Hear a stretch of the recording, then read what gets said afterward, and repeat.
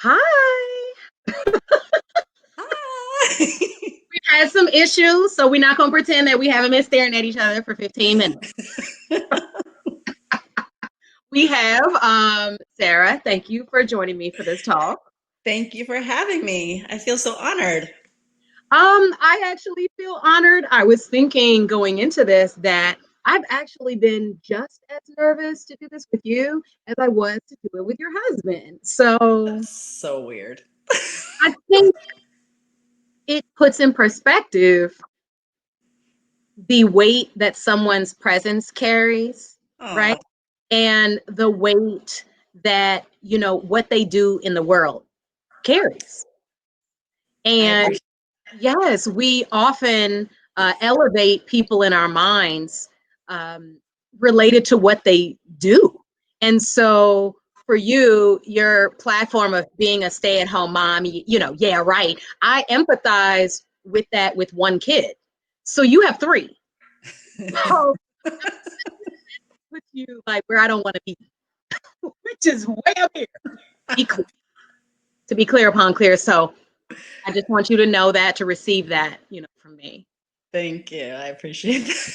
Yes. So um, I know you have seen one of my segments before. I'm for sure positive that you've seen the one with your husband, right? Have you seen that in Yeah. entirety? Yes. I Okay. actually listened to it during when you guys were filming. Okay. What did you think about that? Well, he's always a very open person, so I'm not surprised that he was completely transparent with you. Um, but I thought it was great. Okay, I'm glad you did. There's no politically right answer here. I really wanted to know, um, were there any parts of that conversation with your husband that stood out? And her husband is Michael Smith, so I mean, I think of him as Sarah's husband actually, Yes. because as he and you both know by now, I wasn't this adamant, fan of Sports Center. I wasn't watching him on ESPN for years. I actually was associated with you by way of social media for years and didn't even know who you were married to or who was married to you. Right, exactly. So he is Sarah's husband. Yes. So what elements of it like stood out to you? Um, Let me see. Sure. Well, basically, him appreciating the fact that when he was going through a difficult time in his career, that I was just, I let him be instead of, saying, move on, because I know how hard he worked to get to a certain platform. And Mm-hmm. then to have that all basically taken away. Mm-hmm. Um, I feel that, I couldn't just let him move on. Um, and just because I was not like, I might not have been happy with the way Mm-hmm. that he was at home during that time. I didn't want to just push away how he was feeling. Mm-hmm. Um, so I did let him be, and I knew that at home I had to take care of what needed to be done during that time. Um, so I think it is as wives or as girlfriends, if our mate is going through something, I think that we need to be there for them, but also let them have their time to just be. You're a talker, correct? Somewhat. If you get me to talk, I'll talk. You Or I can enjoy. just be quiet and not. Okay. But you enjoy communicating, but you're comfortable with quiet. Yes. But I also will avoid things if I know it's going to turn up into a big old argument where I just don't feel like dealing with. Oh, this is your politically correct way of saying I know when to shut the hell up. Okay, let's get into that because you know what? This is one of, I mean, we jump right in, okay? Because I usually start this off a little differently, but I'm not doing that. There's so So many. we're here now. So my mother once told me, Jackie, in your relationships, especially in someone that you consider a future spouse, you need to know when to shut the hell up. Just when to shut up. Yes. Just stop talking. Don't run your mouth. Say nothing. Listen and nod your head. Yes. How important is that in a marriage? And when did you learn that? I think I'm still learning. Yeah. He would say that I'm still learning because I can push an issue or I can just shut up. And if I don't just shut up, it will go down the wrong path. So, being married, we've been married for 15 years Mhm. and I think we know each other very well by now. Um, and we know each other's idiosyncrasies. And if he pushes, I mean, yeah, if we continue to push and push and push, Mhm. what are we trying to prove here? You At know, some point you have to have respect for the other person who, if you continue to push down this path, then you're going to lead down, it's just going to be a big fight. Like, why do it? so the element here to take away from it is to respect personal boundaries when I believe someone so. is grieving, because honestly, he was going through a period of grief when he transitioned at a major point in his career. Correct. And so, I think how we have to look at any kind of transitions, whether they're in marriage, relationships with your children or whatever, someone is grieving. At Yes. the end of a transition, someone is going through the grieving process. So if we looked at transitions, right, when we're considering someone's feelings, hey, my child is grieving, my parent is grieving, this friend of mine is grieving. What do you do for someone who is grieving? So when you wake up in the morning, let's say, and you get your kids into their routine and their father is grieving, what are your thoughts for getting through the day? That we just have to keep on pushing on because I mean, with kids, it's just like every day is a new day. They're not gonna, sit around and like they can't do everything for themselves. My older one can, but my younger two at that point could not.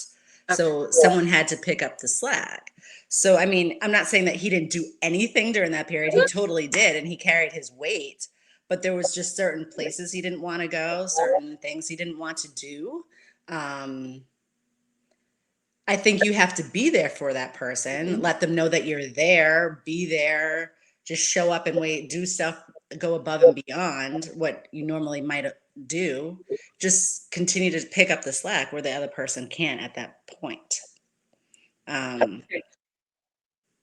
I just think that it's a matter of knowing your mate Mhm. and being able to be there where they can't. Okay. So let me ask you this. Do you and Michael have the same love language? No. Face? Look, it's the face for me. Okay. What's your love language? Top two. Top two. What's my love language? If you know the five love languages, do you know them or you want me to tell you? Tell me again. I Okay. always say that I have like every love language, but Okay. yeah, You have words of affirmation, you have no. acts of service, physical touch, quality time. I like quality. Okay, yes, yes. Mine is quality time. Yes. Okay. Quality His time is is your first one. provision. He likes to provide and have provision. Uh, Okay. Stereotypically, what a lot of men like to do, yes. like That's acts of every service. day. Acts of every day. Yes. Okay. Was acts of service on the decline when he was going through his period of depression and transition? Probably. Yeah. Such a good wife. You just are. You are such a sweet wife. You can't even directly answer these questions. Sorry, maybe. No, it's fine. There's nothing to be sorry about. Like I said, this is not an interview, so that's perfectly fine. What I want to know is your husband mentioned, because I told you I was going to go into certain points that he made, and I wanted the alternative point of view. I wanted your Right. point. I love how you said he was carrying his weight. That is not how he described that period. And that's why I say you're such a good wife. You are just the most politically correct, have your back. If he ever ran for office, you would be the one.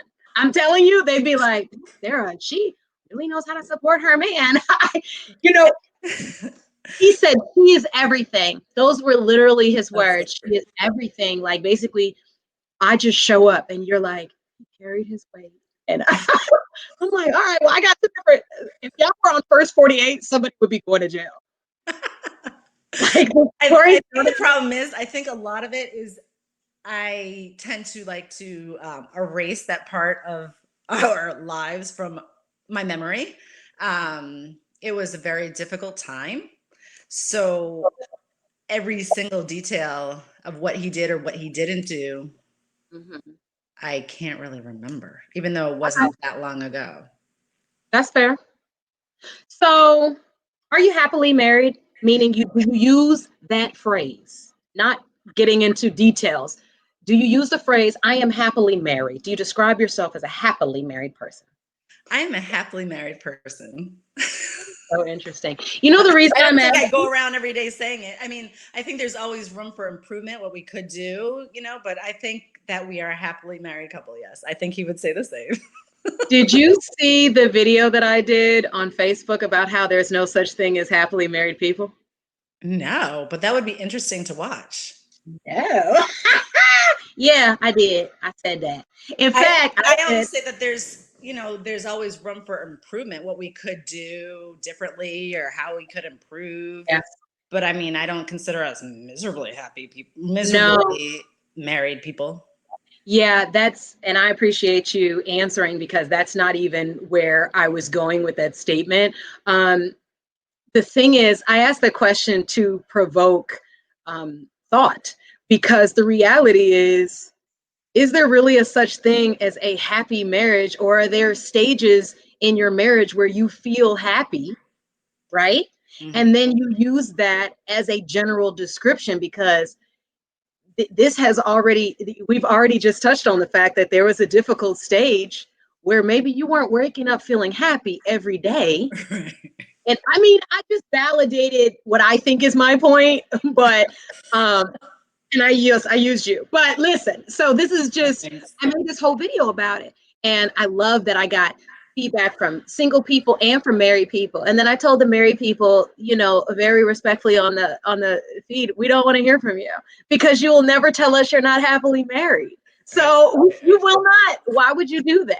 Right. No married person will say, yeah, I'm doing okay, but I'm not happily married. Married people say, yes, I'm happily married. And That's so interesting. yeah, that was my point of this is another one of those mental things and this psychology inside the entity of marriage of we're presenting this way. And so that's why I started out with the dark spot that he talked about Mm-hmm. and wanted you to give your feedback because my point has just been validated with there are many happy times in your marriage, maybe way more than difficult times, maybe 95%, maybe Mm-hmm. 80%. But does that make the marriage happy? Does the marriage have feelings? You Oh, know? I don't think you would be normal if you didn't go through different stages. I mean, I Right. think that every single day we have to, and me and some of my friends always talk about this, like you have to wake up and you choose that person. It's like, okay, I'm going to choose to serve that person, or I'm going to choose to get along that day, or like I'm going to choose to be married. Like I'm going to choose like to work through the difficulties of what we might be going through. Um, Communication is key. Being there for that person, and likewise, like marriage is 100. It's not like, oh, I'm going to give 50 today and I'm going to give 20. No, you give your all because you choose. Just like that day that you chose to be married, to get married to that person. What made you choose to walk down that aisle with that person? Why?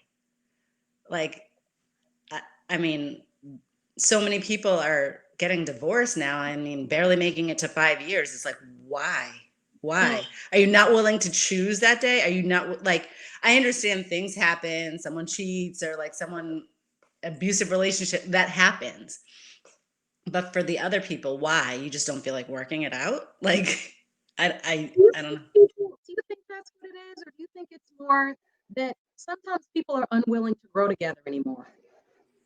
Yeah, they could say that they went their separate ways because they didn't see eye to eye. But what made you see eye to eye when you decided to walk down the aisle? My uncle who is a vet, shout out to the vets. Yes. Okay. Thank you. Grandpa was Uncle, one. yes, they just deserve and command so much respect and glory for what they've sacrificed for all of us. So my uncle was a vet, and he was much older. He was not the best influence to have around a young niece. However, I loved him to death, and he was very real with me. And he once told me that he never wanted to get married again because he never. Is that your phone, Sarah? In all the ghetto. Oh, sorry. I appreciate that happened on your end. So if something happens on my end by the time this is done, and I will have nothing to say. So anyway, my uncle always told me that he never wanted to get married again because he never wanted to feel obligated to appease someone's emotions. Hmm. And when I was in my 20s and he told me this, I thought he was the meanest old man in the world.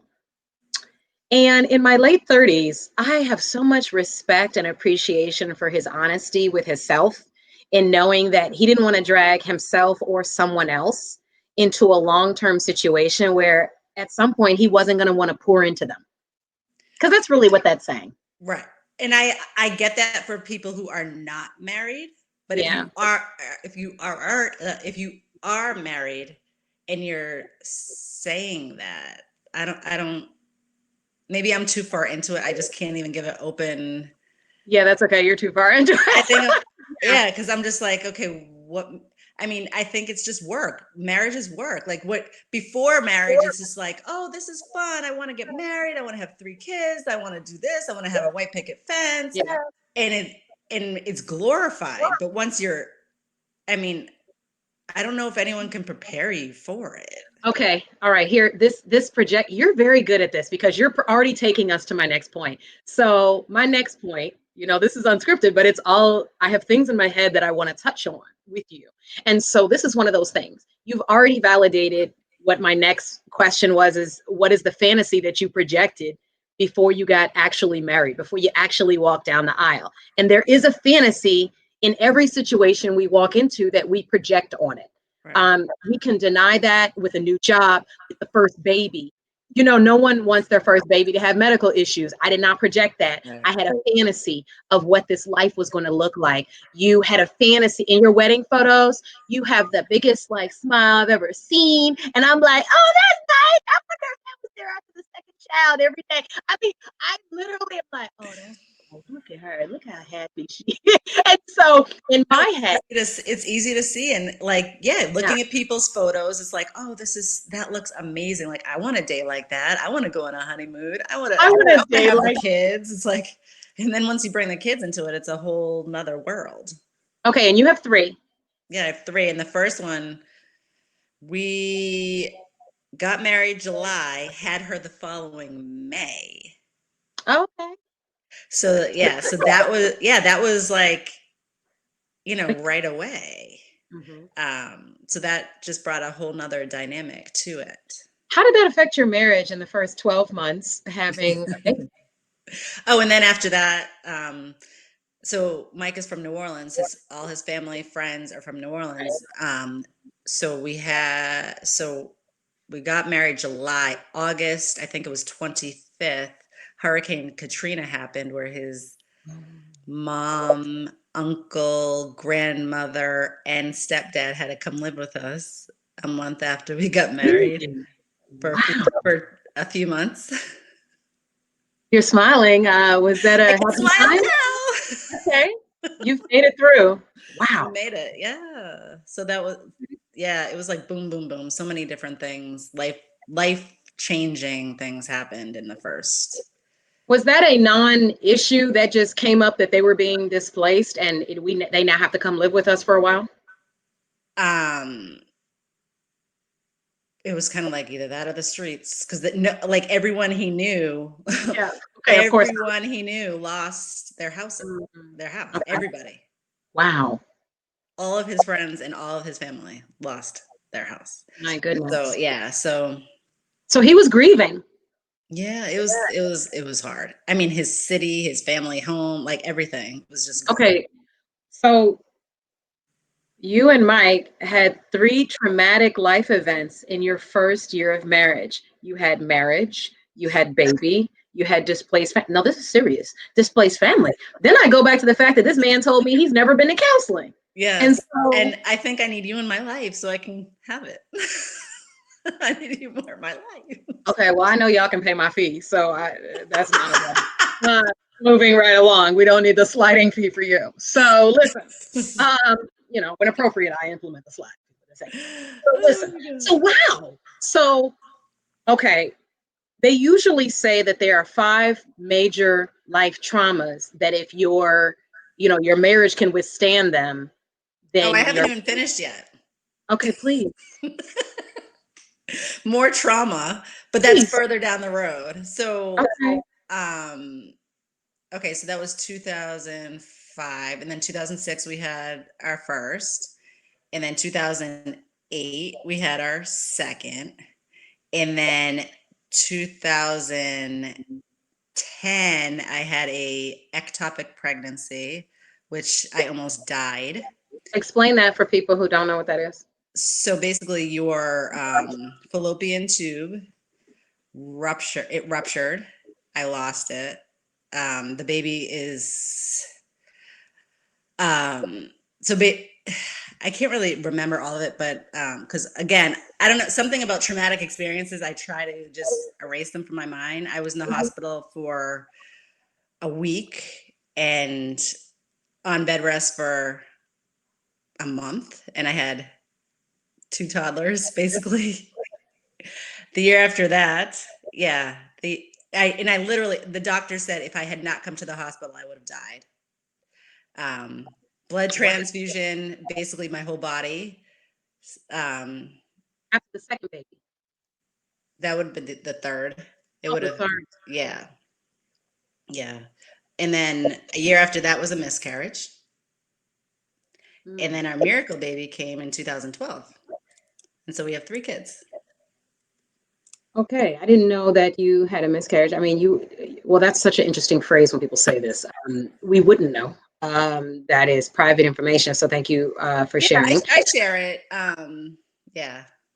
So Hmm. those are all traumatic experiences that we've withheld, like we've been through, and Okay, yeah, but you've gotten through it. we've So gotten that's through, and thank God, and um, yeah, and we're very grateful interesting. for our miracle baby because I have one fallopian tube and I carried her with that. So I. It's funny. It's not. I'm not laughing at what you're saying. I'm going back. Listen, you and your husband. I love y'all. I just do. oh, I love Mike so much. I remember vividly quotes that he gave me during our talk when oh he my God. said, "My wife thinks I talk too much."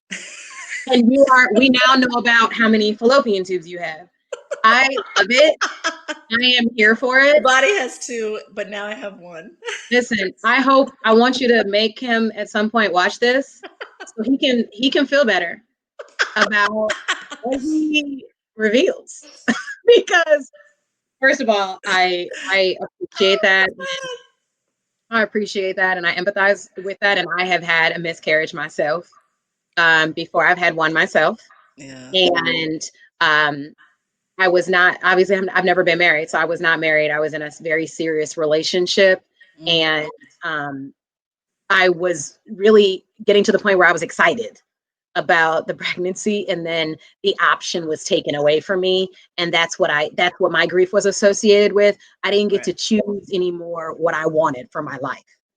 Yeah. It's so, I Yeah. mean, it's so devastating and it's so hard. And my heart goes out to so many people who, can't conceive and Mhm. they are struggling to get pregnant. And Yeah.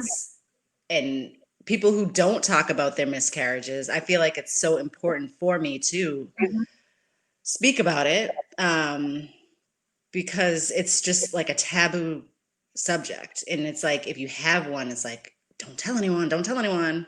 But I feel like it's so important to talk about it because it happens to so many women. And I mean, it's so difficult while you're going through it. And I think part of it is because we can't talk about it or we don't think we can talk about it. Um, it's such a hard time in a woman's life. I mean, and of course the man too, but our bodies, yes, you feel like something is ripped out of you that you didn't have a chance to, you know, I feel like you can't really grieve properly, and then you can't celebrate. And it's just like, even if you've told people, "Oh my God, I'm pregnant," now you have to go back and tell them you're not, and it's so devastating. It's devastating. It's draining, it's mind warping. And if you do not deal with your emotions properly, meaning first accepting them and what you feel, I think a lot of women really try to skate over that. Just like you said, hey, there was a period in time I'd like to forget about that. I mean, we don't talk about it to the point where we almost forget until another woman, like it took me like 2 minutes after you said that to like I Yeah. had to think about it. Like, wait, I feel some type of way. Oh, this is why I feel this way. Yeah. Because I went through this. I put it so far in the back of my mind and try to move past it. But the reality is a lot of men don't understand how to support women when they go through miscarriages because their bodies don't go through changes. Right. So you have seen your body become pregnant, and then your body still thinks it's pregnant even after you have the miscarriage. You Yes. hungry, you may be lactating, you may or may not. You may be exhausted. And you know what's worse when people are asking, what's wrong? And you're like, oh, I'm just, woman stuff. Because our bodies do go through a lot of changes. So Right. I do understand. I empathize with you. I wanted to know, getting off subject. Are you okay moving on to Oh another yeah, subject? totally. Mhm. Okay. I want to know, you seem like such a vibrant, like energetic, like person. And I'm wondering, what childhood insecurities do you think show up in your adulthood? Caring too much about what people think, Oh, but I'm you trying. know, right off the bat, your husband was like, I was pretty secure and everything. Like, okay, I don't have where to go. And he was like, yeah, I mean, everything was great. So, caring too much. Yeah, caring too much, totally. I mean, it's something that I'm every day kind of have to work on. Every day I think I have to tell myself, like, who cares? Like, I recently started my podcast, and big part of me not wanting to start it was, you know, having people, because it's a public thing, you have to, you know, get constructive criticism or criticism. And I was like, but what are people going to think? And then I got to a point, I'm like, I have to do this for me. This is about me now. Like, who cares?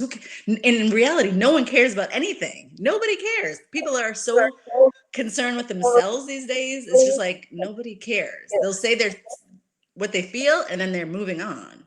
But it's like, why do I care so much about what other people think? I don't know. So it's a daily struggle, but that's me. Yes, I can Unfortunately. tell that. I can easily tell that just by your demeanor, and then your demeanor with having 3 kids and then having a husband. As a clinician, it's very clear to see where your priorities are. It's just clear to see that in how you project and the energy that permeates through. I'm choosing my words very wisely as a college educated Black woman, especially since we have another one in the White House. But I want to represent as well. Get into that in a moment. So your energy permeates in a way that shows that you're a very caring mother, that you put a lot of effort into appeasing people you care for. And so I am wanting to know, are there moments where you have to pull back with your children? Pull back with caring, or what do you mean by that? Yeah, pull back with the effort, the caring, the hovering. If you hover at times, No, I don't think I hover at all. Um, no, I don't think I have. No, no, I don't think I hover them. I think what it's do you more do? for me of like like caring what other people think of me. I'm a little bit confused. No, okay, let me just put effort in to phrasing this different. Let's just say, are there any elements of parenting that you wish you could pull back on? A lot of times as mothers, a lot of our parenting, when we sit and think about it, comes from our insecurities or fears for our children. I have one friend who has described to me recently, she's a physician, and she described to me recently, well, I'm doing the PTA now, and I'm doing this and doing that, and I just want to make sure they treat my Black kids well in that school, because I just have to. And I'm like, what's your fear? You know, and she said, well, I never thought about it, but I just don't want my Black children mistreated in their predominantly white school, and I feel better being closer. And I had to pose to her the question, do you really feel like you have an impact on how they're treated by the groups and the things that you join that are in your mind closer to where they are? The reality is, if a kid wants to mistreat them, they will. If a teacher wants to put them on a list in their mind, they will. It doesn't matter what group you're associated with and what meetings you show up to.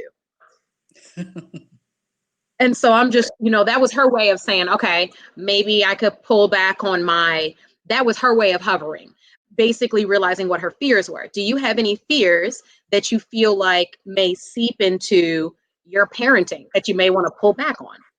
No, not at Okay. all. Not Okay. at all. Great. No. You're starting to answer stuff like your husband now. I know. Well, Sarah, you know what? You seem to be in your authentic realm, and I want to know at what age you started showing up places as your authentic self. Probably this year. I think so. Like, I think I got to a point and I'm just like, I don't care anymore. Like, in terms of just, I mean, not this year, maybe like last year. Just, I mean, I work with a group of concerned moms of color in our town, and we're trying to change the curriculum, and we're trying to basically tell the school system what they need to be doing and what they're not doing. And there's a lot of things that I say to the administrators that I would have never said before.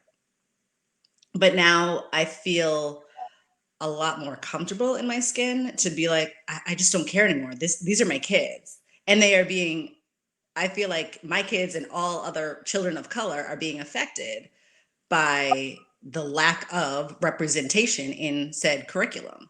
So I am going to say whatever I have to say and do whatever I have to do in order to get what needs to be done within the curriculum. Do you feel like this attitude of yours that just like seriously surfaced this year has to do with all of the mistreatment of Black people in the media for the past Probably. year and COVID and the emotions being high and just saying, what do I need to do to protect my family? Probably. But I mean, yeah, I mean, we've been working on this for well over a year, so it's way before Okay. all that. But yeah, probably. Okay.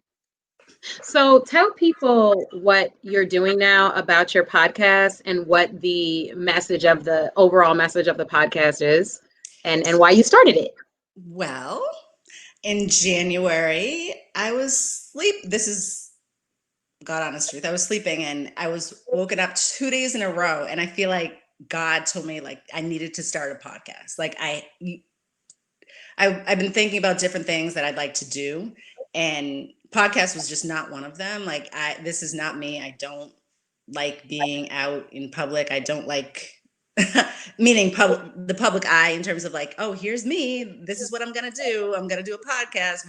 Listen to my podcast. So 2 days in a row, woke up with this feeling like I got to start a podcast. That was January. I kept pushing it aside. I'm like, oh, I'm not going to do that. I'm not going to do that. But in the meantime, I'm like writing down people I want to have on the podcast. And then it just came together. And this summer, I worked with a woman and who coached me and helped me get it together. So now I have a podcast. It's called the Stay at Home Mom. Yeah, right. And basically, I'm a stay at home mom who is rarely home. Because of all my kids' activities, going everywhere, traveling. So I interview cool parents, not just moms, not just stay-at-home moms. I interview all different parents from different walks of lives, and just about their journey, their life, what they're up to, how they're doing during COVID. And Jacqueline, you were on. I Thank sure you so was. much. It was great. So yeah, I'm just looking for different different people to interview from all around the world. And I'm Well, excited about it. I'm excited for you. I listened to your podcast. Yes, on one of the episodes I was not on. And you and your friends and talking about parenting during COVID and Zoom stuff. And there was one lady that was so funny, and I forgot what her name is.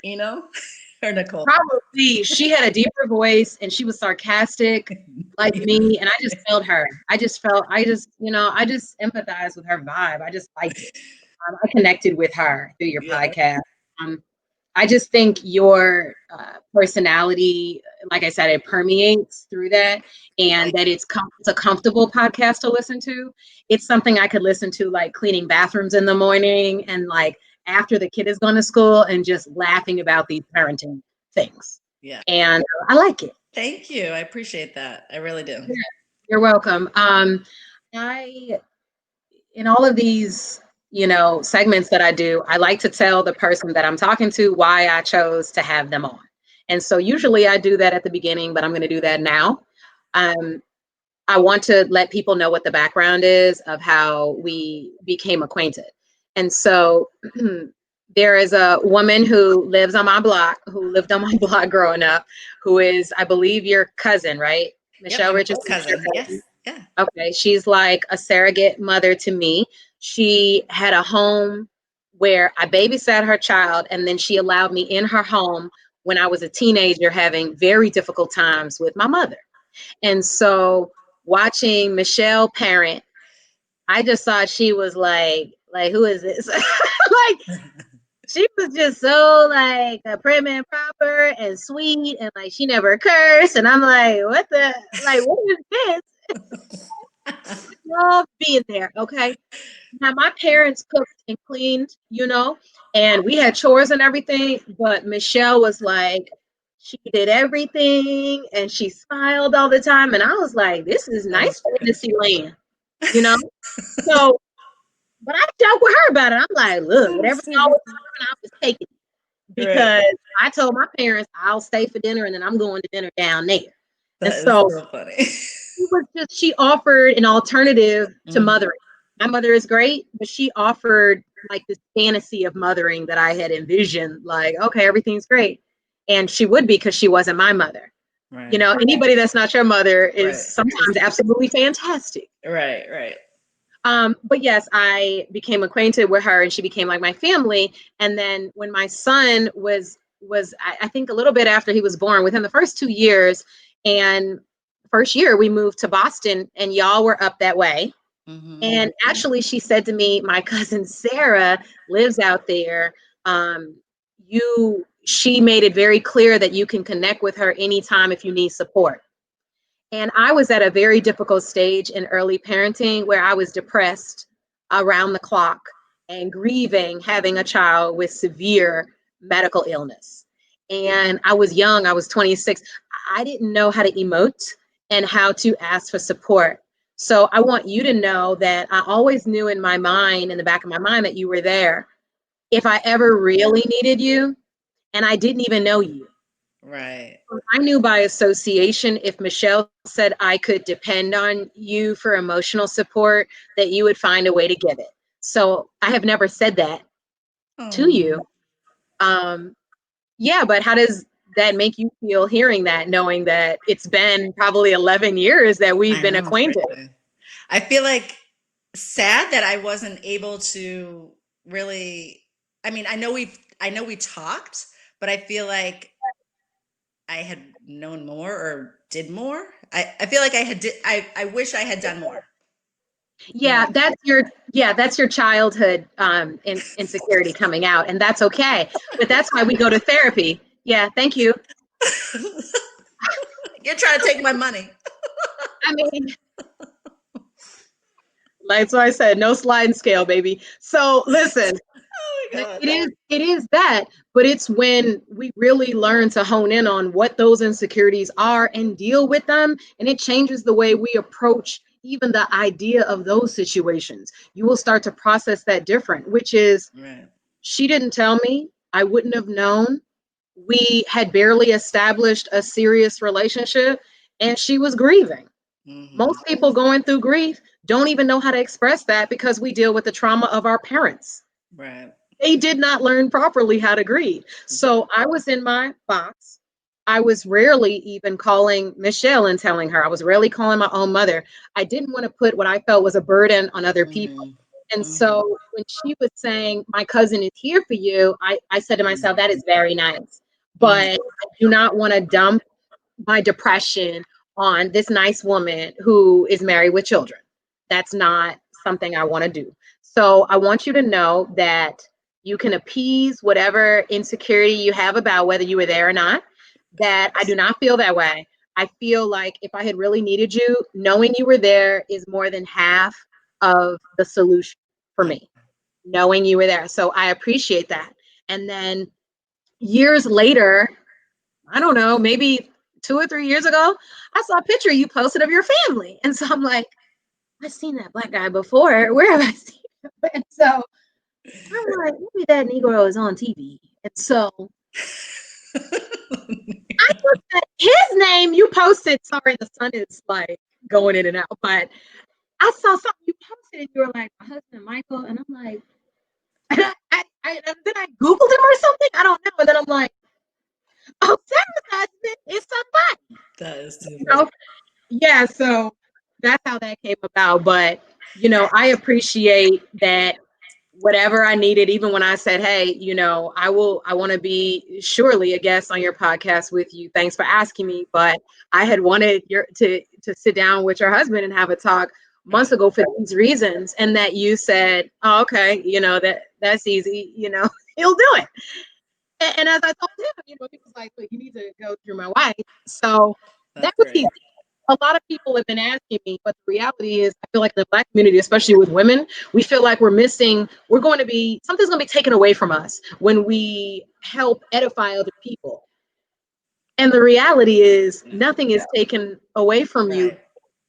Right. Right. You ever feel like that? That something's going to be taken away? No. I rather. No, that people feel that way. That is a underlying subliminal, quiet as it's kept, thing Oh, that we I can think in elevate. reality, yes. I think that in the Black community, it is so important for us to lift one another up. If like Mm-hmm. my friend is doing, if someone I know is doing well, like I want to do everything I can to help said person, um, be there for them, post about them, Mm-hmm. make sure that you know everyone has their own lane. Like God, we're all here for a certain reason, and it's not to compete, although that's what our culture wants us to do. Um, everyone's lane is different. Stay in Everyone's lane yours. is different. What's your lane? What did you say? What's your lane? Everyone's lane is different. What's your lane, Everyone's Sarah? lane is different. Currently is Mhm. just trying to do the best I can and at home raising these kids and being there and doing this podcast. I want to do great with it. I mean, I'm really enjoying it. I love talking to different people about their journeys and what's going on with them. And I think everybody has a story and a journey, and I think that they need to be told. Just like, we were just talking about our miscarriages and my ectopic. I think it's important that stories be told because you just never know who you're going to bless. Well, you have blessed me. I am truly appreciative of being able to have this talk. Honestly never would have, I probably never would have ever mentioned on a public platform that I've had a miscarriage. Sorry. No, well, no, I'm not. I am very transparent and open about certain things, and people just assume Jackie will talk about anything. But the reality is, you don't know people until you know them. Right. And so, people that have been watching me, honestly, I had a YouTube channel of over 1,000, over 1,200 subscribers in 2012, and people think they know me. I put out over 100 videos. Wow. People think they know me. I wrote a book, or I'm talking on Facebook every day, but I don't talk about that because I just told you that's something that I skate over in my Mm-hmm. mind. I Mm-hmm. don't want to think about it. So that's why I don't want to share it. Right. Because most days I never think about it ever. Yeah. And Same. so, yeah, I appreciate being able to share that. You have given me an idea now for something else, another video that I want to do when I get ready. Yeah. No. No. Yeah. I mean, that's also going to be one of my podcast talks with a friend of mine who also went through a similar journey as me. So, Okay. yeah. Well, It's thanks. important to talk about, I think. But not everybody's there. Not everybody's there, and it's understandable. Not everyone is there, and you just have to respect when people are ready to go there. But I appreciate you just the way I thought that I was just open, but the way you brought that out, I was like, let me think about it for 2 minutes. And alrighty, let me just be authentic. And there is nothing for me to fear. It is part of my journey. So I'm not going to hold any kind of resentment about sharing that. I feel great that I did. And thank you for helping me to release that. I appreciate it. Is there anything else you want to add before we end for people to know, keep in mind, or anything that you want people to have on their minds? No. Well, that is a complete and entire sentence on its own. We shall leave it at that. I appreciate everyone for watching and tuning in. Thank And you so much for having me. I appreciate you, and keep doing what you're doing. I appreciate that. There are some moments that I'm like, what am I doing? And I have to. Okay. Thank you. I appreciate that. I will see you soon. Talk to you soon. Absolutely. I need some things from you, so I will actually just don't completely click off after this. All right. Bye, everybody.